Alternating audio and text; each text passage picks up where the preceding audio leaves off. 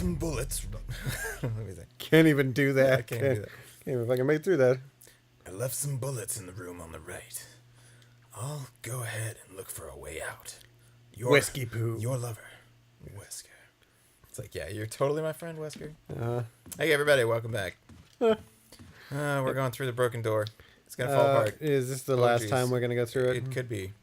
Yeah, it's the last time for now. Right. But yeah. Oh, geez. I hope there's no crimson heads. Nope, we're good. Nope. All right, just one little zombie. Good. Going through the blue door. Do not care. A little more Pocky. Mm-hmm. All right, so. They're pretty fucking fantastic.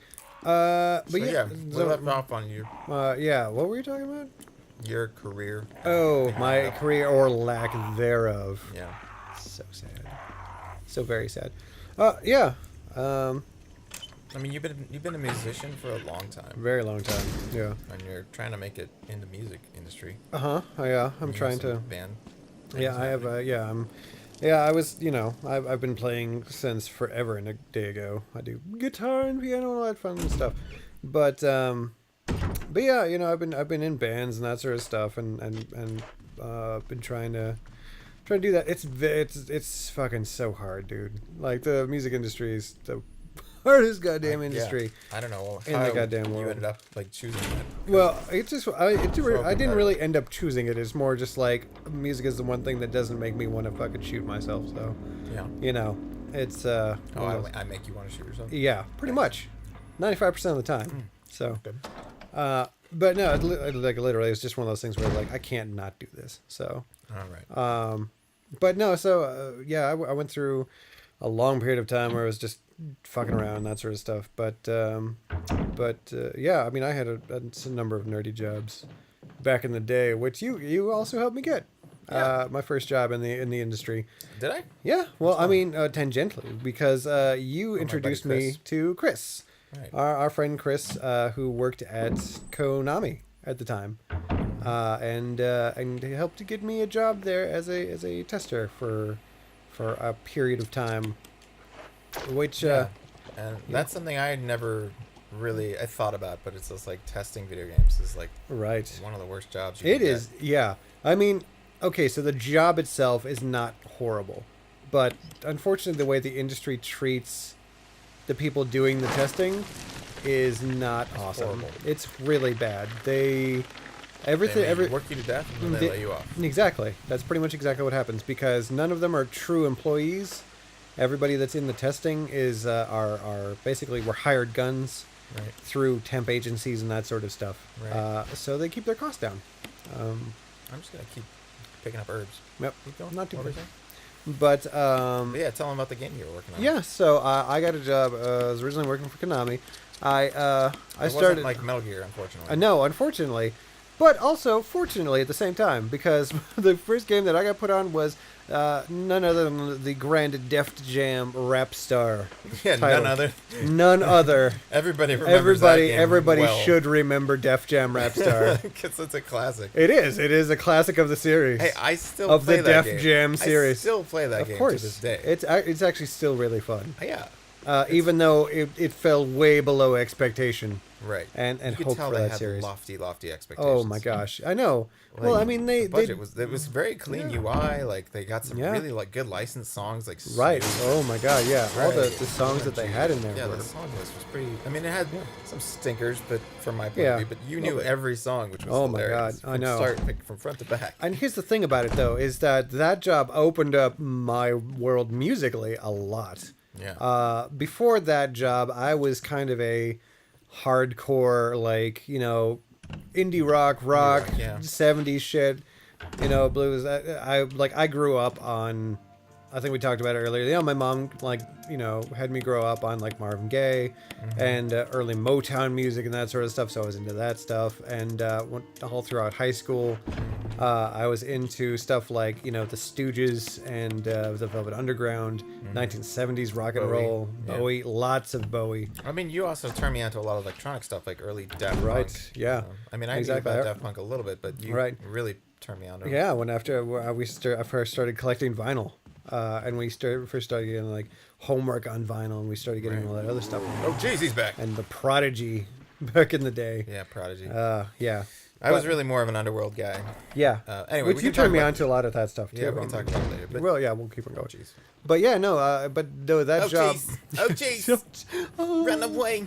We got to run away from the shambling man. We'll eventually catch up to you. I'm just like an old Jewish guy. Exactly. I am Jewish, by the way, so it's okay. It's fine.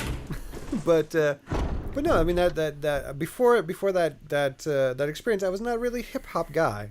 Like no. I hated it actually. I was one of those guys who was just like so fuck hip hop bullshit. So of course you got a job. Singing hip hop. Yeah, exactly. I got a job, and the first couple of weeks I was like, oh, this is awful.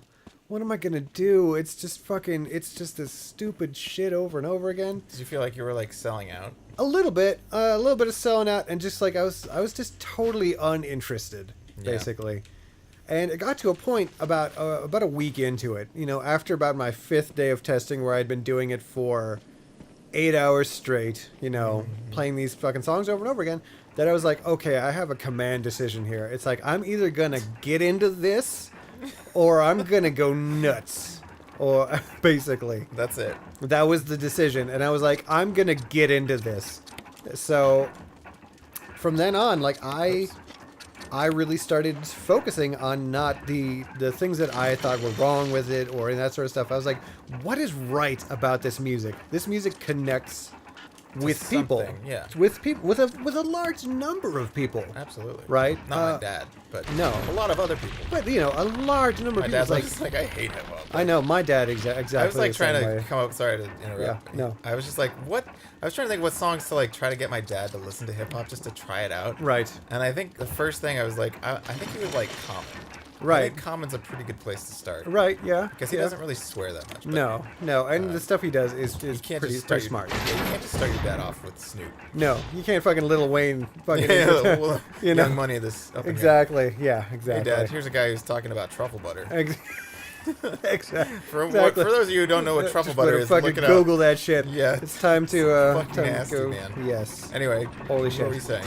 But no, I was like I spent some time. What the fuck Abraham is this? Lincoln just rose from the grave. I know. Fucking Blackbeard's ghost is fucking straight back in there. Oh no! Oh god, dude. Bro. He's running around. He's like, hey! Oh, come on, Jebediah, you and me. Shit's gonna happen. We're gonna run in a circle. Benny Hill music. Fucking Benny Hill music. Fucking yakety sax on this bitch. But no, so yeah, you got into hip hop. I did. I got really, awesome. really, so really amazed how into it you got. Well, I mean, it was the thing of like, again, I was just like, okay, what is right about this music? What is it that makes it? And I would actually, I have a BA. I have a BA in music, right? So I've studied a lot of this sort of stuff. I did a lot of like studying of like classical scores, that sort of stuff. And so like during my breaks and stuff like that, I would sit down and I would notate out shit like Lil Wayne's rhythm, like. How does Lil Wayne, how does the syllables that he used, how does Little Wayne? Yes, Little Wayne. Little, not Lil. No, yes. Little. Exactly. Let's I'm still this white, up. come on. Yeah. So, but like I'd notate out the rhythm that he used in some of the stuff just to figure out how his flow worked and that sort of stuff. And it was actually really interesting. And I started to really understand why the fuck it was awesome. so popular. But yeah. And it started, and as I get older, I think, and I think a lot of people do this too as they get older. I hope I don't break this doorknob right here. I know. Go ahead. At least I hope people do this when they get older. Is that you start? I can't hate music anymore. Right. Like I just can't do it.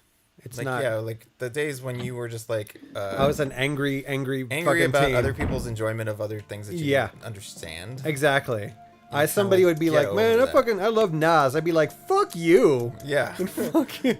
Like, you're a bad person for liking a thing I don't get. Yeah, just because I don't like it means you suck. Exactly. And, but now I'm just like, I want to figure out what it is that makes this music work for people, right? Because that means if I understand it, I can... I like how you approach it. Oh, jeez. I can steal that shit. I broke the doorknob. Oh, fuck. Damn it. Well... You approach it from such like an academic point of view. Like, I want to understand the hip hop. Exactly. I mean, that's why is this beat so fat? Exactly. How can we quantify freshness? But I mean, no. I mean, that's just the way I had to go about it, right? Okay. Well, that's the way I had to get. That's the way I had to get my feet in the door. Oh, jeez. And once I started getting into it, and once I started understanding more, then I can sit down. I listen to fucking all sorts of hip hop now. Well, yeah. So I never told you this. Not even in the first time we started talking about this in the last playthrough. But so the first time when I first started dating Jackie, my now fiance, we're getting married next month. Yes. Hi, Jackie. One of the first things we did, she was into karaoke. Yeah. Hi, Jackie. And I brought her over to the house, and we were. This is not going where you think it is. Okay. And I was like, I wanted to. We started singing some karaoke, and I was like, I put on some Def Jam Rap Star. And I put on Drake. Nice. Best You Ever Had. Yeah. And I think I could see it in her eye. Oh, she was all of a sudden. She was like, "Where did that come from?" Right. Like, right. I love this. Is Fuck hot. it. Like, the Drake. yeah, son. like Drake speaks to me. Like I had never heard Drake before you played that song for me, and like I was like, dude, you got to listen to this. This is awesome. I never knew hip hop could be so melodic and like the words could be so like they're vulgar, but they are vulgar. Yeah. But I mean, it's good thing about Drake is that he does harken back to the old days of Motown. It's like really? he's basically he's like a Motown hip hop artist basically. If you imagine like shit like Teddy Pendergrass and stuff like what's his fucking name, Barry White, because there's a dog coming. It's basically like he's a lot like a Barry White or Teddy Pendergrass just mixed with hip hop. Did I just? I think you just fucked that dude up. That dog's dead. Yep. Sorry. All right. Anyway, yes. He harkens back. Yeah. Interesting. Which I'm totally for. Nice. Well, next time on Baka Gaijins, we're gonna leave the mansion. All right, sweet. We're Get the fuck out of this mansion, dude. This is it's fucking getting kind of old. I know. I'm ready done. for something new. I'm fucking done. Yeah. You ready? Right. Yeah. Wait for this. You ready? You ready? Just stop pointing that gun at me, man. Oh, okay. Sorry.